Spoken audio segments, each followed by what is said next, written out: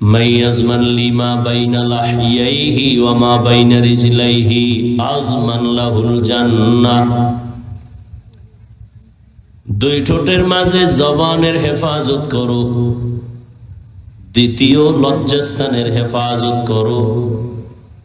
দুটো জিনিস যদি হেফাজতের জিম্মা নেও, আমি নবী তোমাকে জান্নাতে নেওয়ার জিম্মা নিব। আয়াত আর হাদিসের কথা, মোটামুটি কন্ট্রোল করো তোমার জবানকে।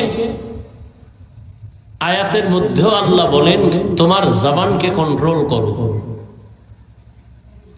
চোখ কন্ট্রোল করো বলেন নাই, কান কন্ট্রোল করো বলেন নাই, হাত কন্ট্রোল করো বলেন নাই, পা করো বলেন নাই, জবানকে বললেন কেন?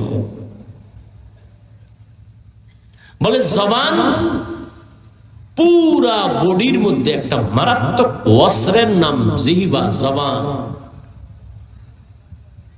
হাদিসে পাকে নবী বলেন প্রতিদিন সকালবেলা শরীরের সব অঙ্গ প্রত্যঙ্গ জিহ্বার অত্যাচার থেকে মাপ চায়। ও আল্লাহ কোন কথা কয়ে ফেস লাগায়,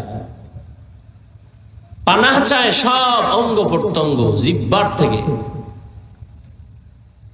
জিহ্বা এমন এক অস্ত্র, ব্লেডের মতো চারপাশে দাঁত, যেদিকে মারে ওদিকে কাটে। জিহ্বাটা নাড়ায় নাড়ায় যদি একজনে বলে লা ইলাহা ইল্লাল্লাহ, সাথে সাথে বেঈমান থাকলে মুমিন হয়ে যাবে।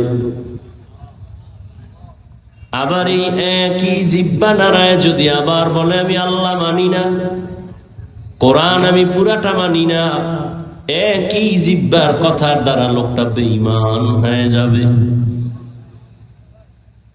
আবার এই জিহ্বা নাড়ায় অপরিচিত একটা মেয়ে